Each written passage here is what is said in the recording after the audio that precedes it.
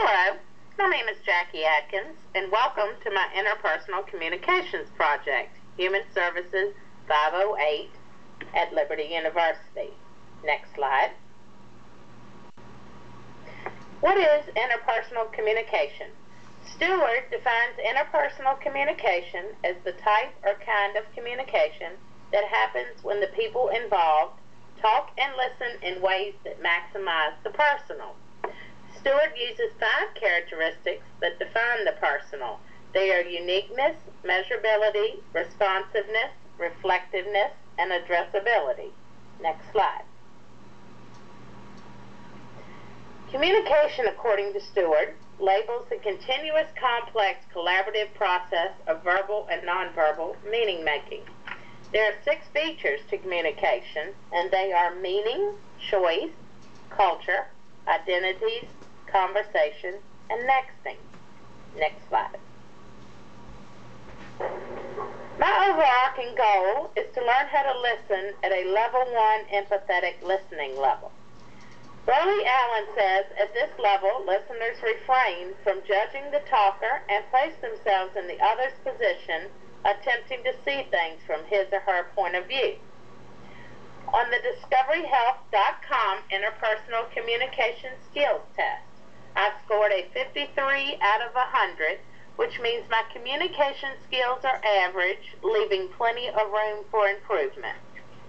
Communication plays a significant role in the impression you make on others. It also influences your self-esteem, assertiveness, and social adjustments. Next slide. Burley Allen mentions some characteristics of level 1 listening. 1, being aware and in the present moment. Acknowledging and responding. Not letting oneself be distracted. Paying attention to the speaker's total communication, including their body language. Being empathetic to the speaker's feelings and thoughts. Suspending one's own thoughts and feelings to give attention solely to listening. Next slide. My definition of enlarging the conversation is identifying your communication needs and adding any resources to help with those needs in order to become a better communicator. Stewart says that communication consists mainly of getting your ideas across. Next slide. My Uniquely You profile showed that what was expected of me was an SC, and This Is Me is a CS. I will concentrate on the This Is Me CS. The characteristics are more passive than active. People see you as intelligent and knowledgeable. Leadership style is reserved. You make a great follower. Don't conflict with people often, and respond best to those who are easygoing and soft-spoken. Next slide. The positive aspects of a CS blend are you're very compliant and want to obey the rules. People don't feel pressured by me.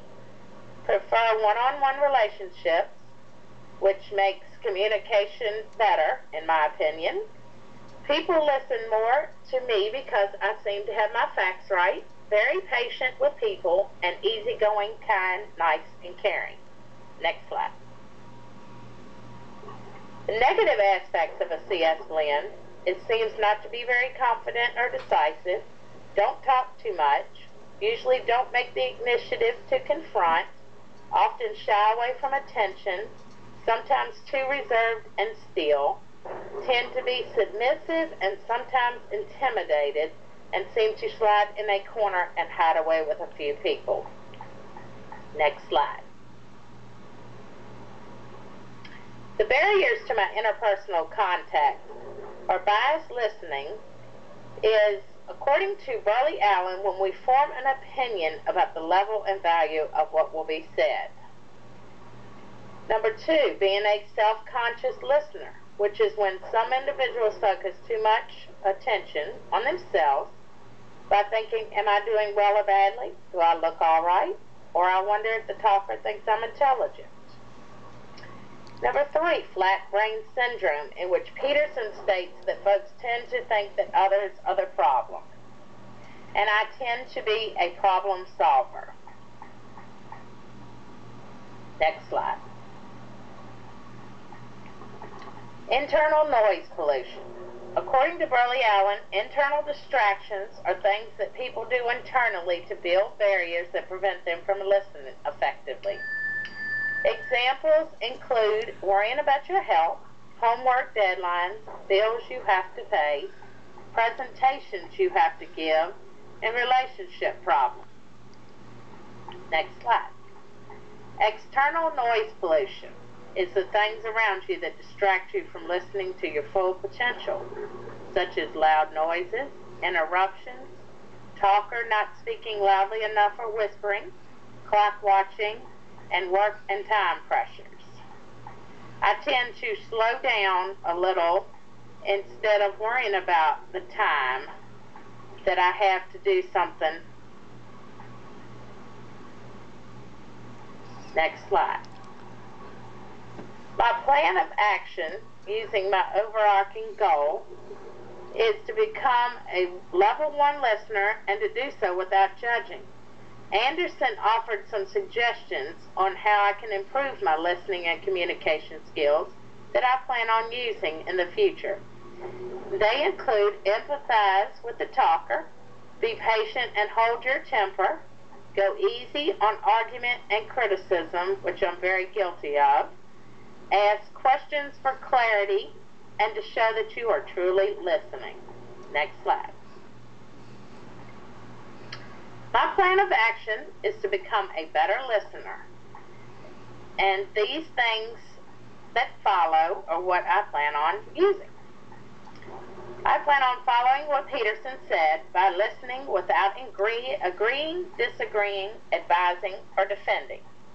I also plan on listening without judgment, as that will get in the way of really listening to the other person. When listening, I plan on working not to be so defensive when I don't agree with what the other person is saying. My main goal is to show that verbally and non-verbally, I am truly listening. Thank you for listening to my project.